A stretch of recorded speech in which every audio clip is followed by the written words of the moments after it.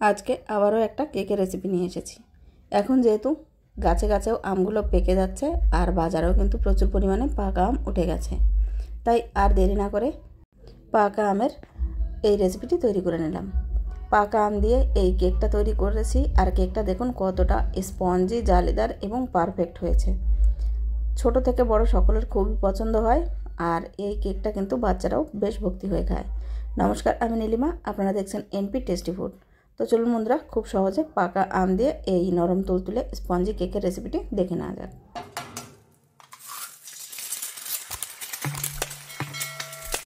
পাকা আম দিয়ে আজকে এই কেকের রেসিপিটি তৈরি করার জন্য সবার প্রথমে আমি এখানে যে পাত্রে কেকটা বসাবো সেই পাত্রটা রেডি করে নিচ্ছি।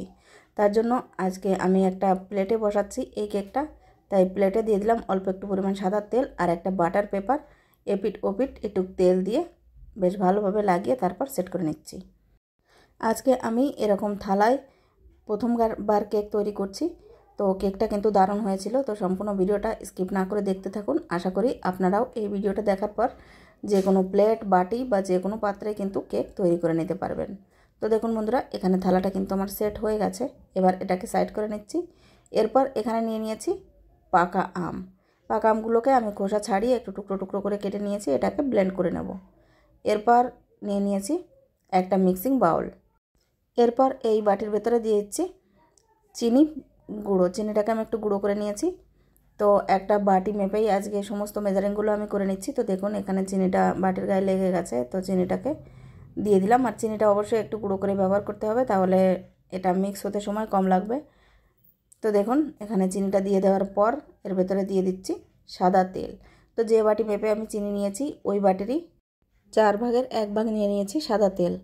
তেল আর চিনি গুঁড়োটাকে বেশ একটু ভালোভাবে মিলিয়ে নিতে হবে। এখানে যদি গুঁড়ো চিনি ব্যবহার করা হয় তাহলে তাড়াতাড়ি মিলে যাবে, আর যদি গোটা চিনি থাকে তাহলে মিলতে কিন্তু একটু টাইম লাগবে।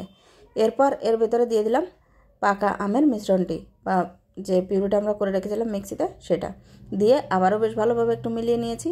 এবার এই বাটির উপরে দিয়ে দিচ্ছি একটা স্ট্রেনার আর এর ভেতরে দিয়ে দিচ্ছি পরিমাণ মতো ময়দা। তো যে বাটি মেপে আমি চিনি গুঁড়ো এবং তেল নিয়ে নিয়েছি ওই বাটিরই 2 বাটি এখানে ময়দা দিয়ে দিলাম। আর দিয়ে দিচ্ছি 1 চিমটে পরিমাণ বেকিং সোডা এবং 1 চামচ পরিমাণ বেকিং পাউডার।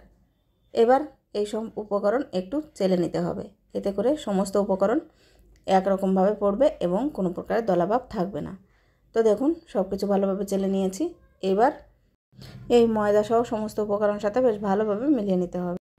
আমরা এই মিশ্রণটা তৈরি করার জন্য দুধও ব্যবহার করব। তো সবার প্রথমে আমের যে পাল্প সেটা দিয়ে বেশ ভালোভাবে একটু মেখে নিতে হবে, তাহলেই বোঝা যাবে কতটা পরিমাণ দুধ লাগবে অথবা কতটা কম লাগবে। তো দেখুন সব কিছু ভালোভাবে মিলিয়ে নিয়েছি, তাই ব্যাটারটা কিন্তু অনেক বেশি ঠিক আছে, গাঢ়। এবার অল্প অল্প দুধ দিয়ে এটাকে একটু পাতলা করে নেব। তো দেখুন যে বাটি মেপে আমরা সমস্ত উপকরণ নিয়ে নিয়েছি সেই বাটিরই হাফ বাটি নিয়ে নিয়েছি দুধ। এবার এই দুধটা অল্প অল্প দিয়ে এর একটা ব্যাটার তৈরি করতে হবে। দুধটা যেন কোনোভাবেই বেশি না যায়, তাহলে কিন্তু ব্যাটারটা প্রথমবারেই পাতলা হয়ে যাবে আর কেকটা একেবারেই ভালো হবে না। এখানে খুবই অল্প অল্প দিয়ে মেখে নিতে হবে। তো দেখুন এখানে আমি 2 থেকে 3 বার অল্প অল্প দুধ দিয়ে বেশ ভালোভাবে মিলিয়ে নিচ্ছি। তো কতটা দুধ লেগেছে সেটাও আপনাদের বলবো। তো এখানে দুধের পরিমাণটা ডিপেন্ড করে আমের পাল্প কতটা তার উপরে। তো দেখুন বন্ধুরা, আমার এখানে ব্যাটারটা কিন্তু তৈরি করা হয়ে গেছে আর ব্যাটারটা কিন্তু বেশ স্মুথ হয়ে গেছে। আর এভাবে তুললে হালকা করে আস্তে আস্তে পড়ে যাচ্ছে।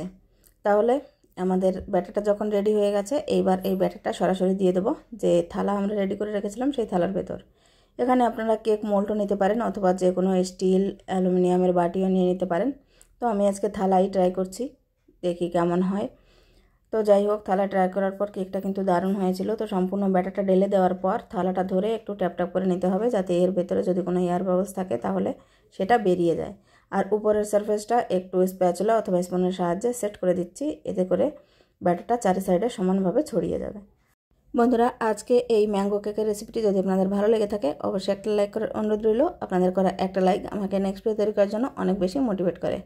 আর আজকের এই ভিডিওটা যদি আপনারা ইউটিউব থেকে দেখে থাকেন তাহলে চ্যানেলটিকে সাবস্ক্রাইব এবং যদি ফেসবুক থেকে দেখে থাকেন তাহলে পেজটিকে ফলো করে নেওয়ার অনুরোধ রইল। আর যারা অলরেডি সাবস্ক্রাইব করে দিয়েছেন তাদেরকে জানাই অসংখ্য ধন্যবাদ। এভাবেই আমার পাশে থাকবেন। তো দেখুন বন্ধুরা, এখানে কেকটা কিন্তু আমাদের বেক করার জন্য একেবারেই রেডি হয়ে গেছে। এইবার এই কেকটাকে বেক করার জন্য আমি চুলোয় আগে থেকে একটা কড়াই বসিয়ে দিয়েছিলাম প্রিহিট হতে। এর ভিতরে একটা স্ট্যান্ড বসিয়ে থালাটা খুব সাবধানে দিয়ে দিলাম এবং ঢাকা চাপা দিয়ে এটাকে 30 থেকে 35 মিনিট ভালোভাবে হতে দেবো। গ্যাসের ফ্লেমটা অবশ্যই লোতে রাখতে হবে, তাহলে কেকটা সব জায়গায় সমানভাবে হবে। তো দেখুন 35 মিনিট হয়ে গেছে, আর হাত দিলে কিন্তু মাঝখানটা একেবারেই বোঝা যাচ্ছে এটা কিন্তু কাঁচা নেই।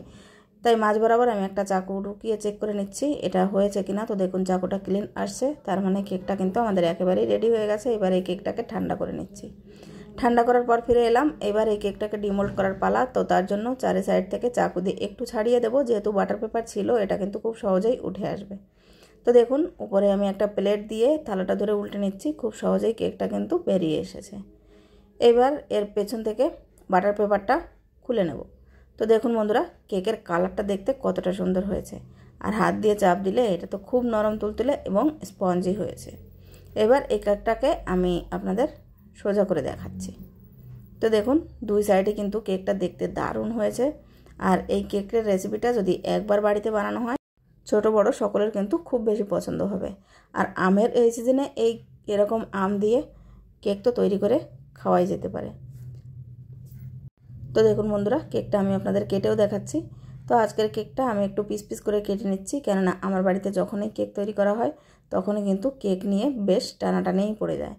সেজন্য আজকে সম্পূর্ণ কেকটাকে আমি পিস পিস করে কেটে নিচ্ছি, যার ইচ্ছা এক এক পিস উঠাবে এবং খাবে। তো দেখুন বন্ধুরা কেকটা দেখতে ভেতর থেকে কতটা জালিদার হয়েছে দেখে কিন্তু পরিষ্কার বোঝা যাচ্ছে। আর পুরো কেকটাই কিন্তু বেশ ভালো ফুলে উঠেছে আর ফ্লপি হয়েছে। তো বন্ধুরা আজকে এই কেকের রেসিপিটা আপনারা বাড়িতে একবার অবশ্যই ট্রাই করে দেখবেন। এখানে ডেকোরেট করার জন্য ড্রাই ফ্রুটস, টুটি ফ্রুটি অথবা ম্যাঙ্গোর মানে পাকা আমের স্লাইস কেটে কেটেও ডেকোরেট করতে পারেন। তো আমি এটাকে আজকে সিম্পলি রাখলাম, কেননা বাচ্চাদের টিফিনেও দিয়ে দেবো। তো আমার ঘরে যেহেতু বাচ্চারা একটু ড্রাই ফ্রুটস কম পছন্দ করে সেজন্য আর দিলাম না। তো বন্ধুরা আজকের মতো তাহলে ভিডিওটা আমি এখানে শেষ করতে চলেছি। আবারও ফিরে আসবো একটা নতুন রেসিপি নিয়ে। ততক্ষণ পর্যন্ত সবাই খুব ভালো থাকবেন, সুস্থ থাকবেন। পাকা আমের এই কেকের রেসিপিটি একবার বাড়িতে অবশ্যই ট্রাই করে দেখবেন। দেখুন এই কেকটা আমি আপনাদের ভেঙেও দেখাচ্ছি। সম্পূর্ণ কেকটা কিন্তু একদম জালিদার আর খুব বেশি নরম তুলতুলে সফট হয়েছে। বন্ধুরা এই রেসিপিটা একবার বাড়িতে অবশ্যই ট্রাই করার অনুরোধ রইল। সবাই খুব ভালো থাকবেন, সুস্থ থাকবেন। ভিডিওটা ধৈর্য ধরে শেষ পর্যন্ত দেখার জন্য আপনাদের সবাইকে অনেক অনেক ধন্যবাদ। নমস্কার।